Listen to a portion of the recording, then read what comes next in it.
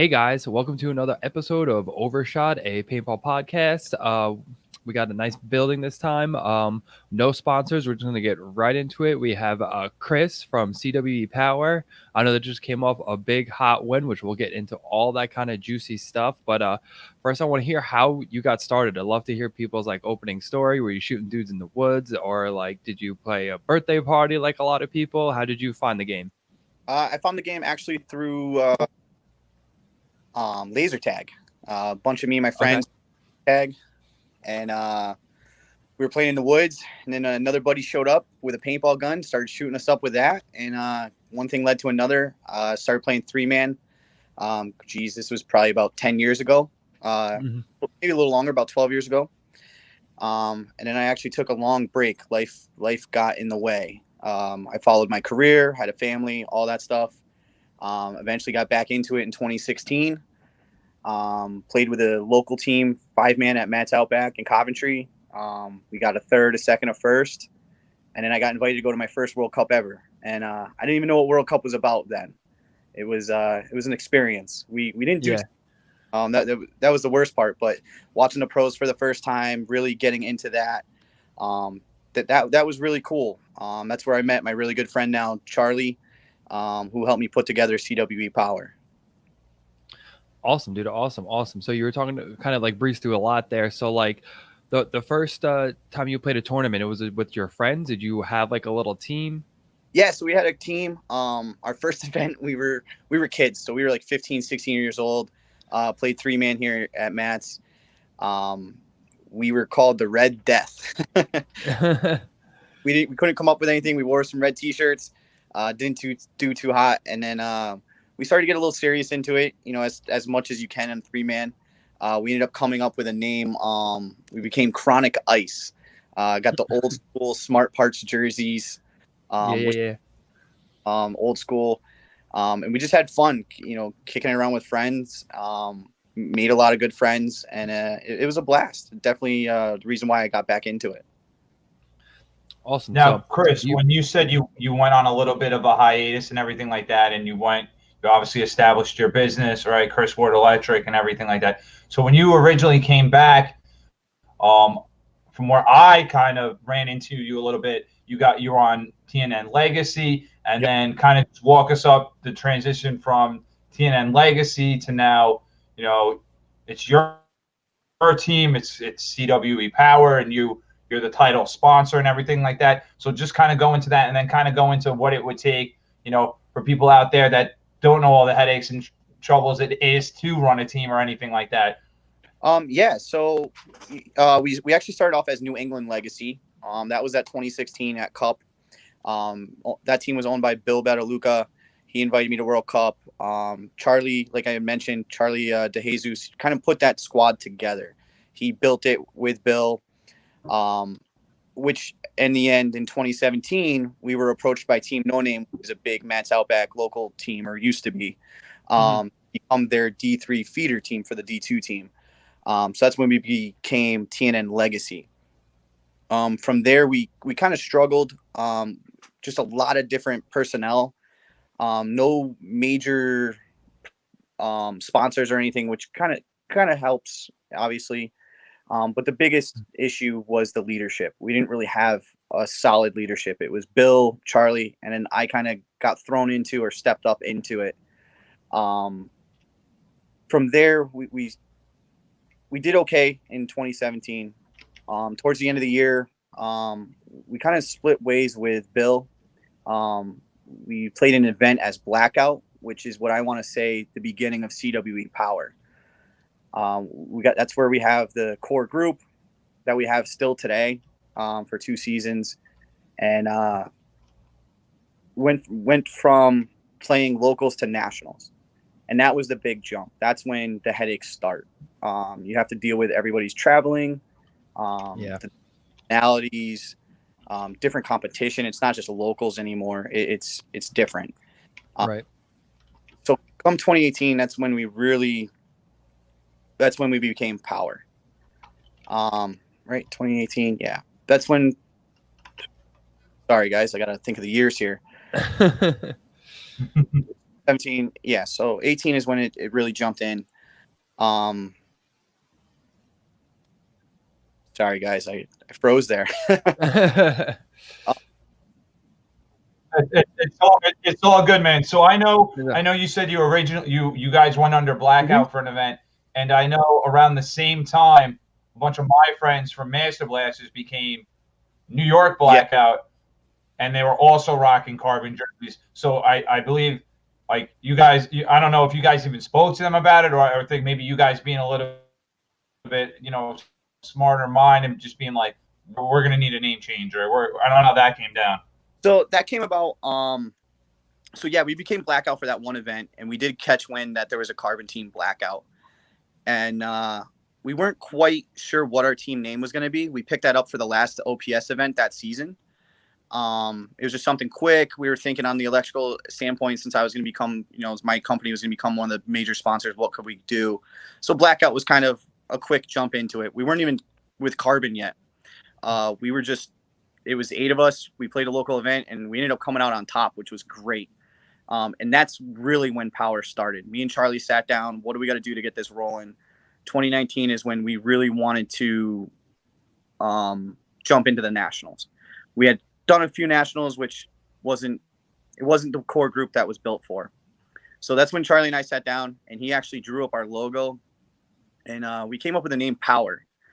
And if you actually look in the middle of the logo, it has the CWE built into it. Charlie was just drawing one day, came up with a logo, took away the O, put a C, and boom, there it was. So that's when Power became, and we were 100% certain that that's what we wanted to do. That year, we went to World Cup. So stepping back a couple steps, after Blackout, we won that event. We got together with a couple other guys, Dan Lang, Dan Bly, who were part of a team called Connecticut Redemption. And this is when Carbon steps in and gets introduced to Charlie and I. So we go to that World Cup. We go 2-2. We didn't make playoffs or Sunday Cup or Saturday, whatever it is, at World Cup. But we had fun. And that's actually when I stepped down because I missed a couple practices and became the coach. Day 1, we didn't have a manager, so it was the same struggles and no coach. Day 2, I said, you know what? I'm going to manage. I'm going to coach. And we had a team meeting the night before. Came Friday morning. We went 2-0. And we realized that was important for a team to have. You need that coach / manager to just take control of the pits, take control of the personnel, and really can elevate your game and with the team. So I actually haven't even played in a national event since then. I stepped back, wanted to coach. I've coached my son doing other sports, and I love that aspect of the game. No, that's sick. So, and what you said you took back. So this is what 2018 at the end. So this was at 2018 at the end. Yep. And then that's when we got introduced to carbon. Like I said, we then grabbed Dan Lang, Dan Bly. We went into the 2019 season. We didn't play Vegas. We were still getting on our feet, really figuring out what we wanted to do. Right. That's kind of when Team No Name went downhill. And I was approached by 2 of their better players, Rob Nye, Jeremy Reardon.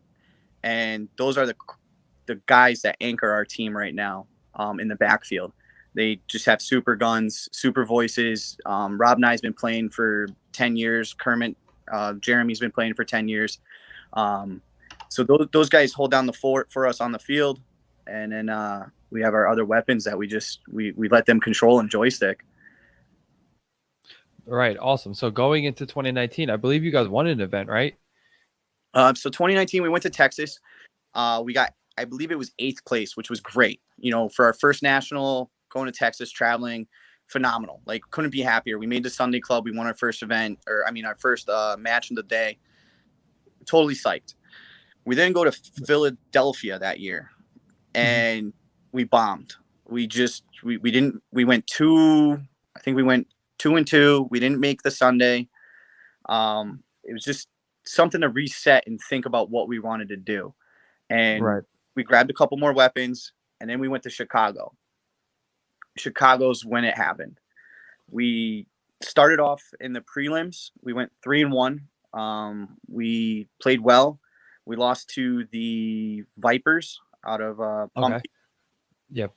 They actually, so in our bracket there was a 3-way tie. 3 teams went 3-1. So we were kind of like on the bubble. We were nervous. We didn't know what happened, especially with the loss against another 3-1 team. Right.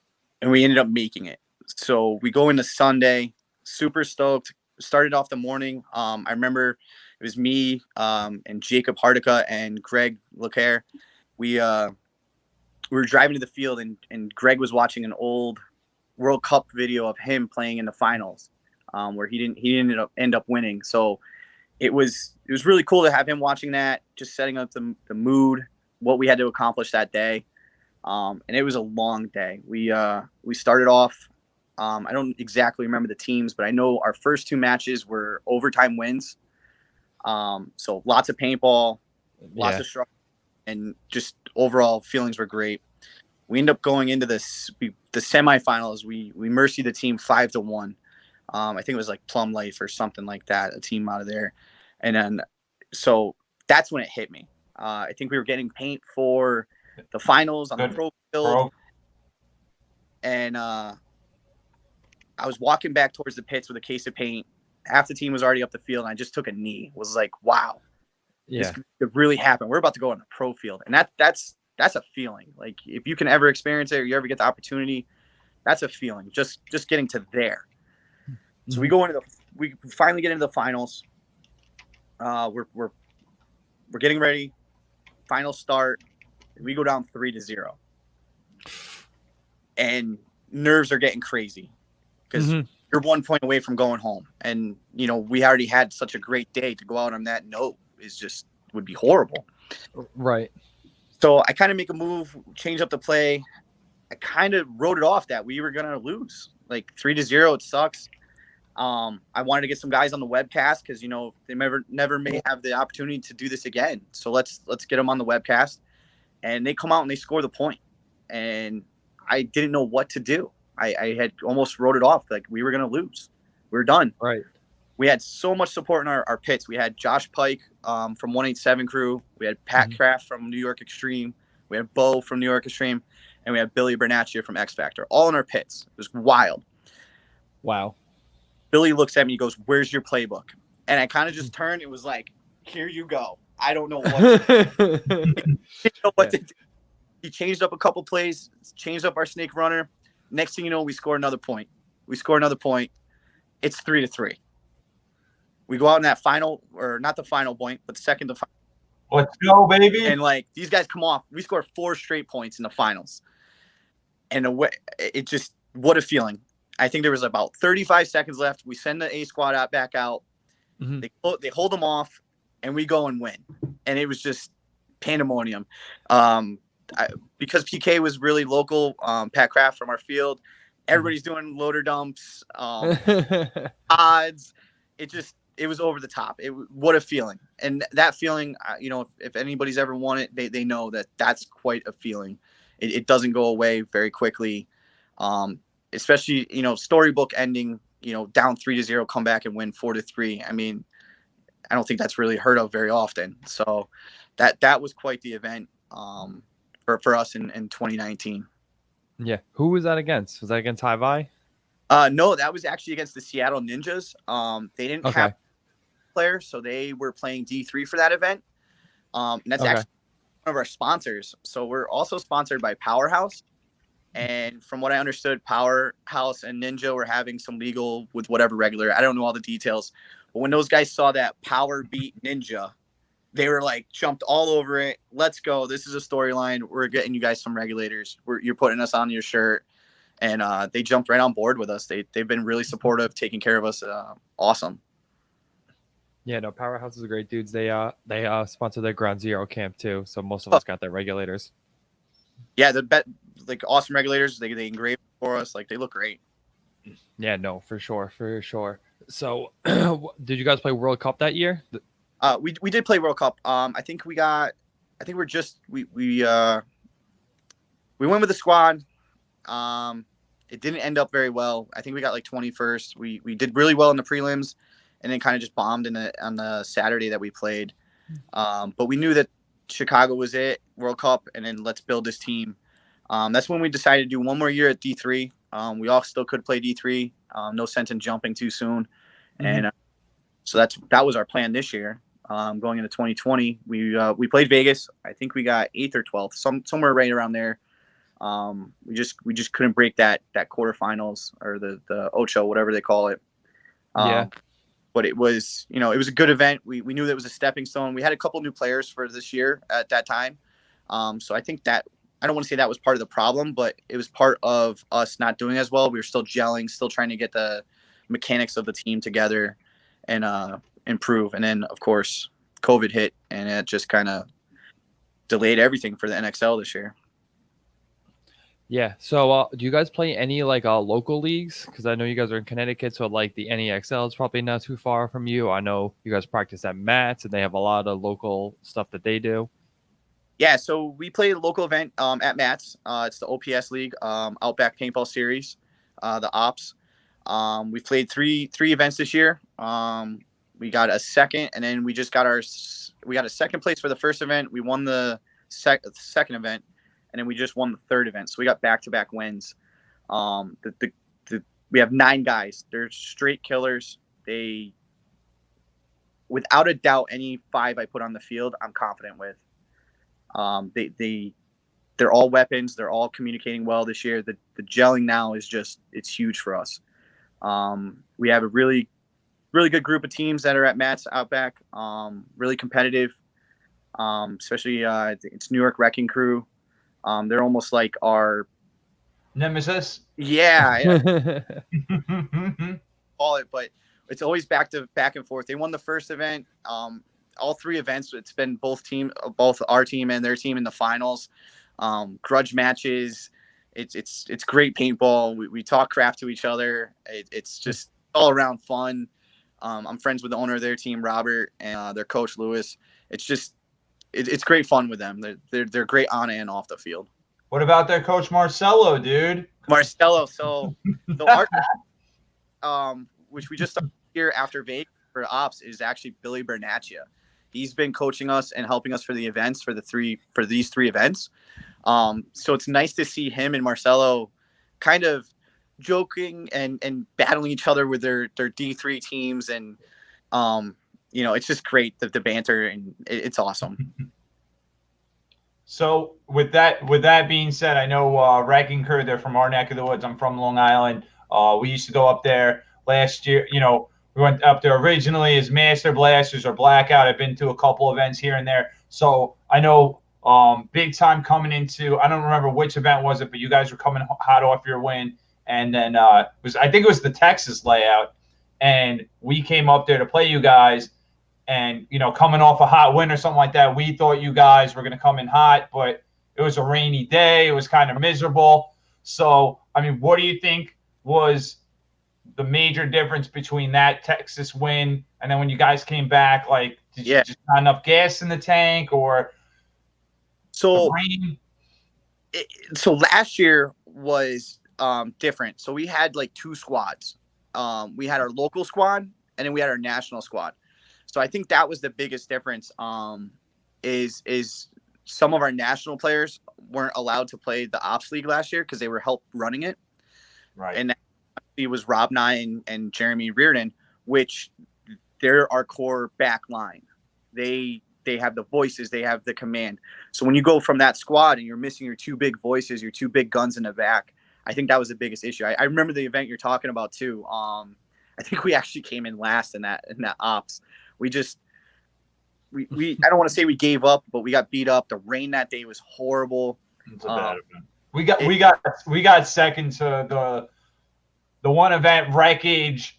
One of the only times I could say that legitimately, like when we were done, I was like, yo, they were better than us. Like, those dudes were better than us today. And I barely say that. If you like, this guy plays with me all the time, dude. I barely ever say, I'm like, yo, we lost that, but they were legitimately better than us. And then going back to it, like you said, dude, it was, we had legit 5 players, and then we had a 6th like sub, like let's give it that, but person's first Xball, first D3, and then the other kid, he didn't play a point. The other kid was like, looked like he had hypothermia. So it was rough, man. It was a rough day of ball. It was Mother's Day, man. Like, right, it was Mother's Day. It fell on Mother's Day. I remember Mom's upset. Yeah, Wreckage. You're right. Now that you said that, and those are good dudes too. They're out of the Outback. But they picked up. I remember. I think it was John Derula played that event with them. yeah, there's some Hurricanes. He plays for the Hurricanes now. So they had some good paintball players on that team. They definitely earned it. And we just I remember the last match we were going out there, and my snake player Billy Bob, Jacob goes to me, he goes, "Hey, I'm gonna try something." I said, "Okay, whatever you want to do, but I don't care." Next thing, I look over and he's walking off the field like he got shot. I'm like, "Al, what the heck were you trying?" So we're continuing to play, maybe about 30, 40 seconds. All of a sudden, the buzzer goes off, and we don't know what's going on. The silly kid goes and does a dead man's walk, and he gets he walks. I remember this. He hangs it, and I'm like, "You just screwed us." And he goes, "Why?" I'm like, "Because we got one more point to play, and those guys are going to shoot us off the field now." Yeah. So we go out there. It's tied 2-2. It's me and Zach Snow were the last two bodies, and I'm like, "Zach," I'm yelling to him, "Zach, don't get shot. They're walking us off the field, bud. We got 30 seconds to hold them off. 30 seconds is all we need for a tie. End this day on somewhat of a good note." And me and Zach, we hold them off. We get the tie, and we call it a day. I think we went 0-3-1 or 0-2-2, something like that. But that dead man walk, I'll never forget. I'm going to try something. That's wild. Yeah. And he got shot. Like I said, it was almost in the back line. He walked all the way down the field, across, tapped the buzzer. The two dudes looked back at him. It was just what happened. None of us really knew what happened. That's too funny, man. It's too funny. Now I'm trying to think if that was against us. Now I'm trying to think of, because like, I don't know, there was an event where a dead man, and I was like, yo, someone said something to me. I'm like, yeah, but I never had someone do a dead man's walk against me, because I remember that being like a joke for a long time. So I don't even know if that was against man. We were playing, I don't know if we were playing as Blackout or man. Same thing, same people, but did you come I definitely remember that happening. What team were you coming as, John? We were, I think that year, was last year Blackout or was last year Master Blasters? I don't remember, dude. They change their name all the time. Yeah, Blackout, I think probably. And it was a New York team that he did it against. So that was definitely us. It was definitely us. Yeah, because I think you guys needed the win. You didn't need the win, but I think it would have helped you guys, and we held off for that tie. It was wild. Yeah, man. I'm just thinking about it now, dude. It was, yeah. And then we ended up playing played another New York team, the Ninja Squad, and that was a brutal game. Yeah, those guys were pretty solid too. We have a couple friends on there. I think Brian Foss plays, or something like that. But a few of our buddies play on that team. They actually came up for the first OPS this year. They did pretty well. It was. Like I said, all these OPS teams, we're all friends, and it's great to get out there, shoot your friend, and have a blast with them. So I know this year is looking a lot better. So you guys are overall the series champ. I know Wrecking Crew, they've been pretty premier team in this area, playing D4 a long time. I think this is – did they play D3 last year at all, or no, this is the first year they did D3? Because a lot of their guys have played D3 before, but – they ended up, I think this is their first year as a full D3 line. Yeah, they won the OPS last year for the D4, and they played D4, I think, for NXL, a few of the events. And then this was their first year doing the D3, which was nice to have that competitive side. And we found that team that we could practice and push each other. So that's what we've been doing back and forth. I think right now, like you said, we have the first place in the standings. We got one more event first week in October, and it's going to come down to some points. I'm assuming at this point, since following the pattern, it's going to be us in the finals, and whoever wins could probably get this. Cool. So now I see like you guys are expanding the program. There's a CWE Power 2. So how did that come into fruition? I know I was listening to Noel Tran. He was on another podcast, so he was saying it was a different name, and then you guys kind of came in and kind of added some sponsorship, and now it's CWE Power 2. So kind of go into that. So I mean, I know in the past you were a part of TNN's feeder program, so now are you trying to build something similar, with a feeder program? Or I know that you said the one kid's son's, I think the one guy's son's playing now. Is it more of a team just kind of built so he has a step in, so he doesn't have to jump right into CWE Power? So how is that coming into? How did that come all about? So yeah, it's kind of like a feeder team. That's kind of how I'm treating it. Noltran created a team. They came up with the name Phoenix. It was kind of a project team for him this year. And they approached me and they had really good talent. They got some really good young kids that are coming up into this sport and are going to be phenomenal. And he approached me with Charlie. Charlie's son was on the team. So they approached me and I agreed that let's make them a power team. Let's get rid of Phoenix. Let's create a power 2 team and create this feeder team. My overall goal is to keep this program going, grow it. Crazy goal would be to have it be a pro team someday. That's the overall goal. Can it happen? Sure. If we had a really competitive semi-pro team, we had our name out there like a Mutiny or, Aftermath before they became pro again, something like that, I'd love to have. And so I felt that this was the first part of that is, to get a core group of guys that can grow with us. And, as paintball players change, they drop out of the sport. This will help us fill those gaps as needed. There's a player on there, Talon. He's got a lot of talent. He's young. I think he's 14 or 15. Charlie's kid Nico he's been playing since World Cup last year, and he's their snake starter. He's phenomenal in the snake. So lots and lots of talent. And I could see them playing on our squad, as we progress and the talent grows. That's awesome, and from what I'm looking here, they've been placing, I think, back-to-back second places as well. So I mean, they're at least, they're a highly competitive team. I mean, seems like they're going to be able to do big things now. I mean, I'm sure with rank, I don't know. I mean, there's like 7 or 8 teams in ops, or like there's 6 or whatever. Is the goal next year to be a D2 Xball team? Hopefully everything works out and there is an NXL season. Is that something that you guys are interested in? Because I know you said, let's go do pro, semi-pro, or anything like that. But or is the next step D2? I mean, I've seen teams in the past just skip right up into semi-pro, or are you just looking to do rank by rank by rank? What's the plan for Power? I think the best way for us to do it would be to improve and jump as we have to. Don't make that leap too soon. I know a team, no name. I can't think of their name. They jumped up pretty quick, went right to semi-pro, and it was. So it's not something I'm interested in doing. I'm not looking to go to NXL events and get beat up by all these teams that can put in the work, have the backing, and all of that. So I think our next step is to be D2. Our original goal was for 2021 to be D2. We kind of missed out on this D3 season. We wanted to do all 5 events this year. Missed out on it due to COVID, obviously. So with us focusing on ops and actually performing really, really well, I think we're going to rank up to D2 anyway. I think 5 of the guys are 30 points away from the beginning of the season bump up. So I think next year is going to be D2 no matter what. And then from there, we'll see where the program goes. If we can keep improving, keep winning, then yeah, semi-pro maybe 2022. But we'll be. I don't want the guys to have to jump any sooner than they have to.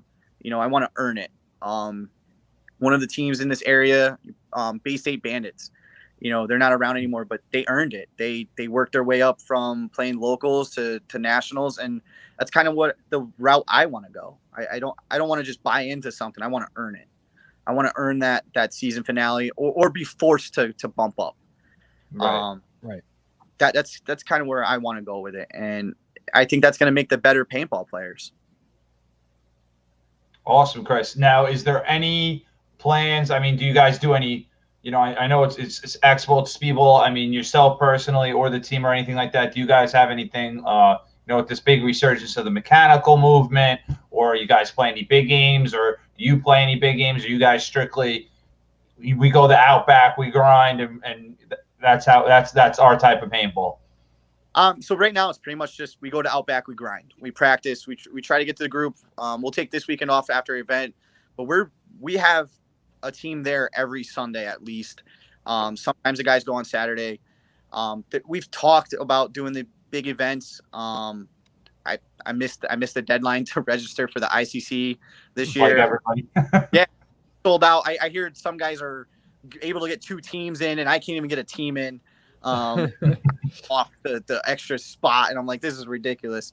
But that's really what we wanted to do this year. One, we didn't get the spot, and then with the travel restrictions, we kind of held off on it anyway. We talked about going out. Greg talks a lot about can't think of the paintball field, but it's in New York. They do a lot of big games. Trying to get a group to go out there and just enjoy ourselves. We definitely want to. We definitely want to get back to the roots a little bit more and enjoy it. I think Outback is either going to try and do a 10-man event or a 7-man event this year. So I'm hoping to get a squad in that and just have fun. Definitely need to have that, but we're a competitive group of guys. These guys they feed off the competitiveness. I don't think everybody's made for the big games because they want to go out there and they want to win the events. Absolutely, man. So I mean, that's a perfect send off and everything like that. Shout out. I know you guys are a big Carbon team. I know you shout out Powerhouse. I know you shout out the Matt's Outback, but definitely shout out any sponsors that you want to plug now. Where they could reach you, where they could reach the team, and that way when we blast this out, everyone can know where to reach you. And if they have any questions about the team or any of your sponsors, they can definitely hit you up. So where can they reach you and where can they reach your sponsors? They can reach me on Facebook, Chris Ward, or email me, CWE Power 987@gmail. Big sponsor Carbon. Shout out to Walker. He's great. Powerhouse, like you said, is awesome. Virtue Bunker Kings take care of us real good. But I gotta give a big shout out to one of our players, Dan the Snake God Blisey. If I don't do that, he's gonna so upset. He was so fast this past event. Made that snake corner for sure 100% of the time. Even Billy Bernacci said fastest man on the team. So Blisey. But yeah, I really appreciate the time and let me voice what I had to say. Appreciate it, Chris, man. So everybody, again, that was Chris Ward, CWE Power. Hit up his Facebook. Definitely reach on out to those guys. They're always at Matt's Outback. They're always grinding. A good team to play. And obviously, they've won NXLs. They're doing real well in the Ops League this year. So if you're around the area, go to the Matt's Outback and definitely check them out. So remember always to subscribe, rate, review down below so we can get this out to everybody else. Grow paintball. That's what we're all about. And definitely visit, Dizana Sports real quick for 10% off. And then also we have Volcano. We just got picked up by them for Volcano. Overshot 10. And that's it, guys. Peace out. Have a good one.